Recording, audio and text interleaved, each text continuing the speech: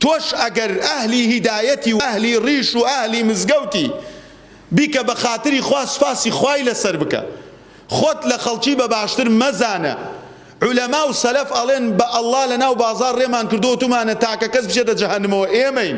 خوای پەروەردگار ژیان أو نور النبوة إسلام بالروح ناو أبا أفرميه وكذلك أوحينا إليك روحا من أمرنا ما كنت تدري ما الكتاب ولا الإيمان ولكن جعلناه نورا نهدي به من نشاء من عبادنا. الحمد لله من قمان وأبا پروردگار لو بنداني ويستين كنوري أم روح هداية من بيبدا أفرمي أي پیغمبر صلى الله عليه وسلم وكذلك أوحينا إليك روحا من أمرنا إما أمر روحا من بوتونات إما جيان من كرد ببرتا ما كنت تدري ما الكتاب ولا الإيمان نتزاني قرآن شيء نتزاني إيمان شيء ولكن جعلناه نورا نهدي به من نشاء من عبادنا.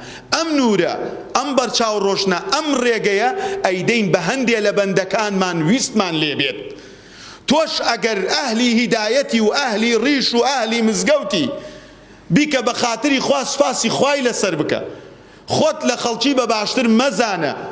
علەما و سەلەف ئەڵێن بە ئەڵڵا لە ناو بازار ڕێمان کردو تومانە تاکە کەس بچێتە جەهەنەمەوە ئێمەین.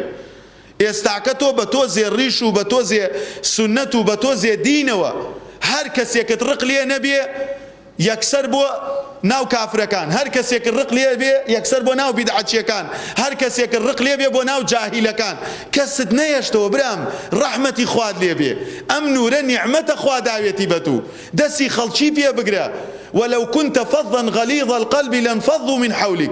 بالله محمد المصطفى صلى الله عليه وسلم پروردگار وصفيك افرمي اگر تنوتيش بويتايا لقليانا نرمونيان نبويتايا لقليانا دعاي خيرت بويان نكرد بالكاتي هلكانيانا همويان تويان جيهشت همويان لورو پشتيان شول اكرد بويا ام نورا ابي اما بيام نوێنەرایەتی پەیامبەرەکەین.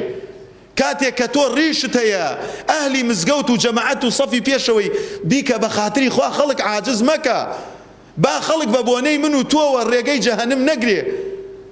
مامۆستا شەماڵ موفتی ڕەحمەتی خوای لێبێ ئەڵێ ڕۆژێک گەنجێکم عاجز کرد هەتاوەکو مودەیەک ئەموت وەڵڵاهی پێ ئەچێ خوای پەروەردگار لەسەر ئەو پیاوە من بکاتە جەهەنمەوە. من نوێنەرایەتی دی ناکەم قسەی من و تۆ قسەی خەڵکێکی تر نییە. کاکە کە من و تۆ خەتیبین قورآن خوێنین لە تۆڕە کۆمەڵایەتەکان هەشتی خێر بڵاوەکەین و خۆمە گۆرانی بێژ نیمان.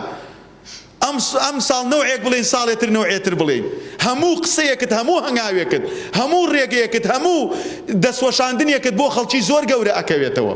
بۆیە ئاگامان لێبێت بەڕاستی ئەم نورە نیعمەتە خوا داوێتی بە ئێمە، ئەم کتابە نیعمەتە خوا داوێتی بە ئێمە. فإذا عدلت عن الطريق تعمدا فاعلم بأنك ما أردت وصولا.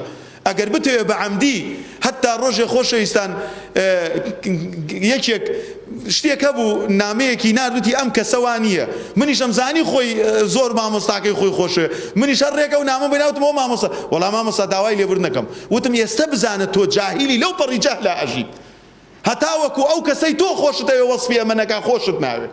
باوا نەبین خۆشەویستان قورئان و سونەت پێوانەی ئێمە بێ. نیعمەتی پێغەمبەر صلی الله عليه وسلم لە نیعمەتی دایک و باوک باشترە، لە نیعمەتی جاه و منصب باشترە، لە نیعمەتی پارە و سەیارە باشترە، لەو هەموو نیعمەتە باشترە کە ئێمە لەم ڕۆژگارە بەدوایان ڕائەکەین.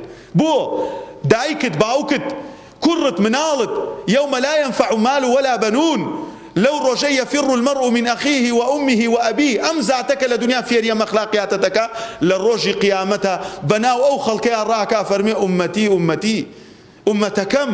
ئومەتێک کێیە؟ کابرایەکی کورد وەکو من و تۆ نەمان ناسیوە نەمانی بینیوە لە ناو مەدینە دڵی بۆ من و تۆ سەغڵەت بووە لە ڕۆژی قیامەتیشا بەناو خەڵکیان ڕاکا ئەڵێ ئومەتی ئومەتی.